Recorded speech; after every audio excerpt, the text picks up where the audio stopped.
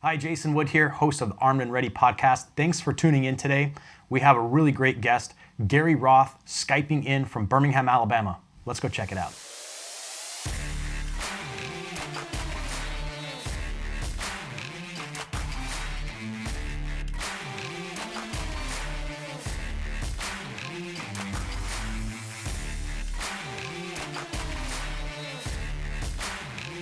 Jason Wood here, host of the Armed and Ready podcast. We have an exciting guest today with us, Gary Roth. Gary, thanks so much for being here, man. Appreciate it. Yeah, man. I know we've kind of been bouncing back and forth on the email, but I was really excited to do your show. And like we kind of said before we got started, man, it's a really awesome thing that you're doing. So no, thanks for having me on. Yeah, absolutely. And just for a little background for our audience and stuff, give us kind of the 1 minute elevator pitch of what you're doing right now and who you are. I mean, obviously you're in uniform, so the listeners can't see it, but the video side, can see that you're in uniform. So still in the service. Give us a little background on that. You're in the Army. Tell us a little bit about you. Yeah, that's right. I've been in the Army for 21 years total, 16 active, 5 reserve. It's been absolutely awesome. I started off as EOD, and then I was in the reserve for a while, came back in recruiting. Don't hate me for that. Got out again for a little bit and then came back on active duty to finish out my time. And now I work on the retention side of things. So when folks re-enlist and keep you in for 20 years, that's kind of what I do now. And I'm at this corporate position and I kind of hate it, but that's all right. And so on the side, I'm doing a little podcast thing like yourself. I have a social media consulting company called Blue Collar Consulting Group. And then I'm also the host of the Professional Podcast. That's my little plug right there. So doing a lot of great things. Much like yourself with the Armed and Ready podcast, and then kind of the clientele that you serve. The military just gives you so many experiences and trainings and success, points. It's hard not to leverage that outside of the military. Much like yourself, that's what I decided to do. So that's where we are today. Right on. Your podcast is called The Professional Podcast, right? That's right. So what do you talk about? Professional things mostly. No, it's, and I'll be honest with you, Jason, it's really hard to describe. Have you ever met somebody when they walked into the room, they just kind of commanded presence, they Sure. commanded your attention. They just had an aura or a presence about them. And really that's what I consider to be the professional.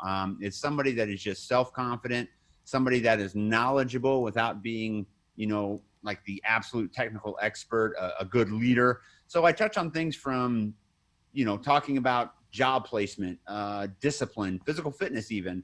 I speak with folks like yourself, like, these kind of entrepreneurs that are out there making stuff happen. Just the other day I had an episode on time management. So it's really just kind of taking life to the next level, if that makes any kind of sense. Yeah, absolutely.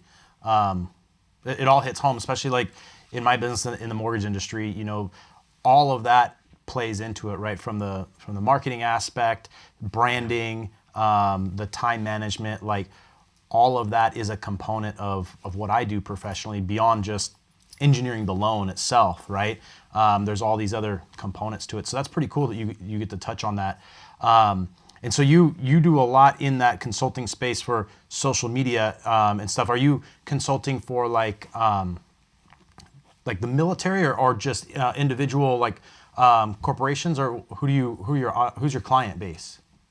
Well, that's a great question. Thank you. Really, my client base is going to be anybody that wants to kind of get started in social media. Like, for instance, I'm not going to help, Jeff Bezos, redesign the Amazon website. I'm just a shade below that. But like, let's say you've got like somebody that's just got a talent, right? Somebody that maybe can play piano really good, or somebody that is maybe trying to start their music career online, or let's say a mom and pop shop that wants to do some Facebook ads. Like that's where I'm at. I can help people get started. And that personal branding stuff is something that I'm fascinated by. For instance, when I was over in Georgia, I'm in Alabama now. When I was in Georgia, I had a buddy of mine that has like a small wood shop in his basement, right? Little wood shop. He's like, yeah, I've been doing some Instagram stuff here and there. And I don't want this to sound boastful, but like in a matter of 3 days, I took his 112 followers and we bumped it up to over 400. And Wow. so that was a pretty significant increase. It's that kind of stuff that right now I absolutely love to do. That's really interesting. So, what do you see as far as like a translation? I think a lot of people that are in the military and transition out, whether it be retirement or they're just the end of an enlistment. How do you see your experience in the military, or how has that kind of crafted or shaped what you're doing now on the side?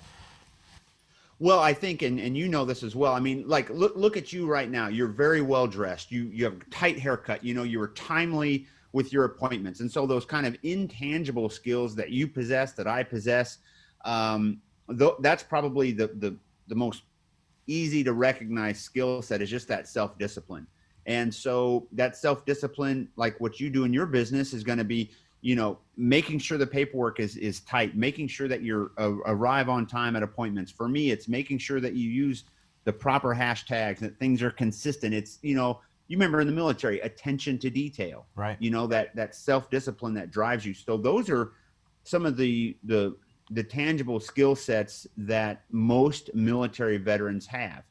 Now, some thought that I've had more recently is that not every single person, just because they're a veteran, are going to be these amazing people. There are a lot of people that just survive in the military. They don't pick up any skill sets. They just kind of drift through. Like, those people exist. But then again, there's folks like you or me. We get in there, we explore these opportunities. We're like, oh my gosh, this is awesome. And we take that stuff with us out of uniform. And those are the folks that really get stuff done. Yeah, absolutely. I've seen that. I've seen both sides. I remember when I was in the military, and then that transition out, exactly what you're speaking about.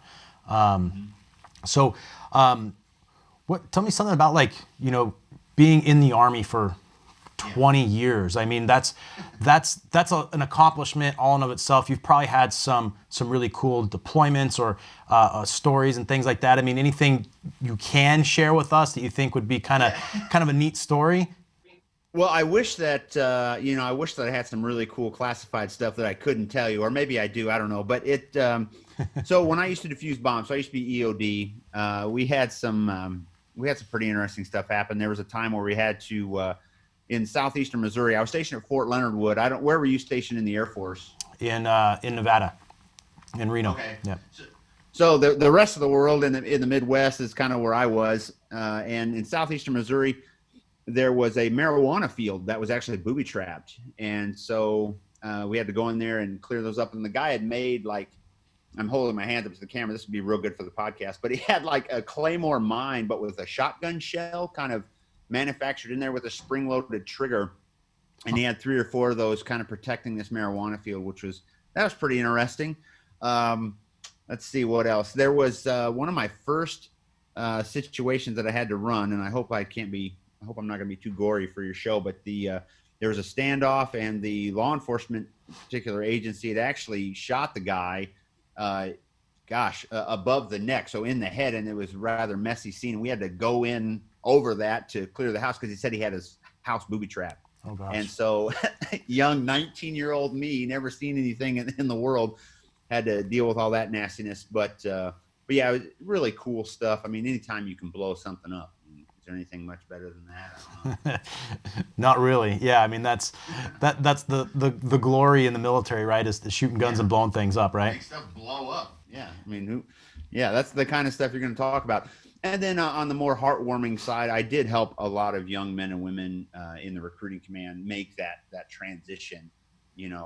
My favorites was anytime I could go into like a housing project or, like a low income area and help somebody join the military and kind of escape that. Cause that's kind of what my life story was, to escape poverty. And the Army kind of really set me up on this platform to where I live a very good life.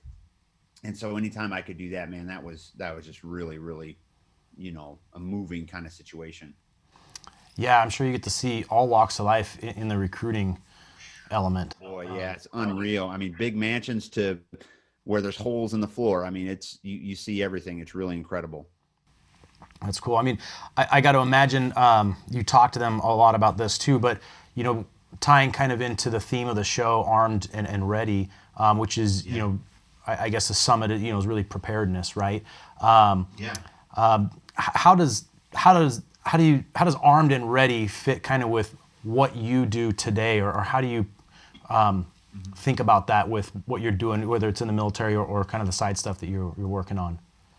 Well, that's a really great question, and the name of your show is really what the Army is about. That, we don't say preparedness, we say readiness, and so it's like the name of your show, Ready, and you're always ready, and that goes from staying physically fit to staying prepared for your rank, to staying healthy, to staying lethal, from weapons qualification to systems knowledge to tactical knowledge. It's also about elevating those leaders at the various stages, of their career, so that you're equipping and training these leaders, so they can lead other soldiers. On my side hustle stuff, I've got about 4 more years before I retire. And so starting the podcast now, starting the social media consulting now. I started Blue Collar back in 2014. And so armed and ready, I'm preparing well ahead of time for that retirement, because as well as I do, building relationships, building those followers, and having that reputation, that takes a long time to develop. And in today's social media world, it's very noisy. And I don't know what the market is like there in San Diego, but I would assume that you have to be pretty darn good to be successful in a competitive market. So armed and ready, readiness on my end, that's what it takes. Constant training, trying, experimenting, being willing to fail. All those things kind of roll into it. Yeah, that's great. Yeah, there's a lot of similarity that, like, the market here in San Diego is super competitive, as all of Southern California is. Just such a high density of population. There's a lot of people that are really good at what they do, so yeah, always having to just be on top of any type of changes, on way ahead of the game when it comes to communication, and just always being on the forefront of building that brand is absolutely a requirement if you're going to have any level of success in the industry, in the mortgage industry or real estate industry down in this part of the country. It's just so competitive. I bet. So, yeah, I take that a lot into heart, and it's interesting. You talk about like, bombs going off and stuff like that, and it makes me just think of like crazy purchase transactions when things go completely sideways, and having to be, a lot of times the loan guy has to be the EOD on that, right? And just diffuse that stuff, and and try and keep us all on a course that gets us to the finish line on time, right? And Sure. So just interesting that popped in my head when you're talking about that. Yeah, and let me ask you that. I mean, how do you look, I've been to California a few times. Look, I'm a Midwestern guy. You can have it, no offense. It's just too crowded for me. Like, how do you stay, noticed out there? I mean, is it a matter of just taking care of the customers you got and then building that network? Is it standing out? I mean, how have you managed your level of success so far? Yeah, a little bit of all that. So I really like kind of the educational component of Sure. of the business, and really teaching. So, obviously I've niched myself into the VA loan. I've really become proficient at the VA loan. So, I host classes for active duty people to teach them about their benefit. Oh, nice. Yeah, and then also for realtors too, to teach them, because there's 100 different loan products out there, and VA is just one, right? And so, for agents to be able to service clients properly, they need to maybe not know it as well as the loan person does, but they need to know enough to where they can talk intelligently. So, that's a big thing. And then, with the podcast and the social media stuff, that really helps stay forward facing with everybody, so that you're present, because it is difficult with such a large population density, and getting face to face with everybody is just such a time constraint, right? And can be difficult to do it, even though I practice that as much as possible. But that's where really the leverage of social media comes into play, because now your reach can be spread so much further and still delivering that message. Well, and I think that's spot on, man. I mean, to be honest with you, I think so many people, and for your benefit, I'm glad for this, they just miss out on that content marketing side of the house, like using social media, doing this podcast, having these interviews. I mean, so much of that is demonstrating your expertise in front of people, and it's not a matter of showing off. It's demonstrating competence to build confidence in that relationship.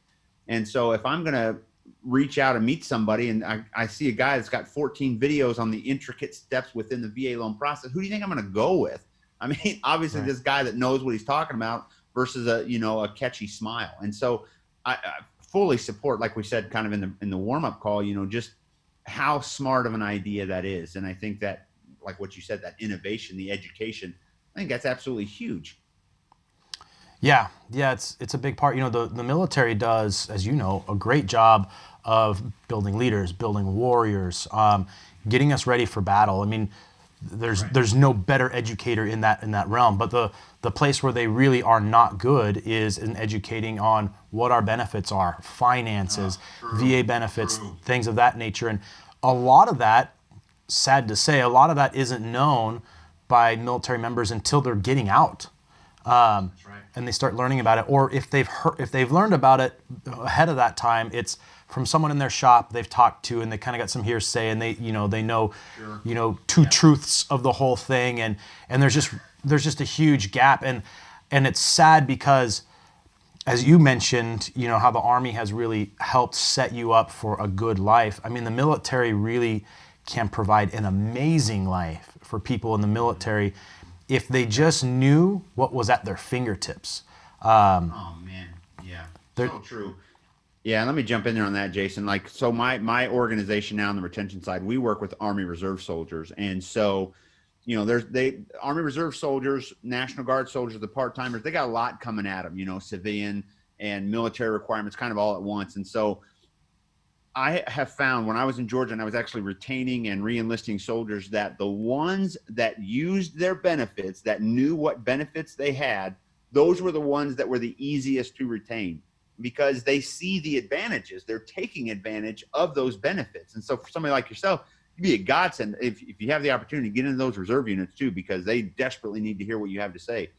And so, knowing that ahead of time, you can't squeeze all of the military benefits in a one-day briefing at the end of a 20-year career. You just can't. Right. And so, like exactly what you say, you've got to get out ahead of that, ahead of time.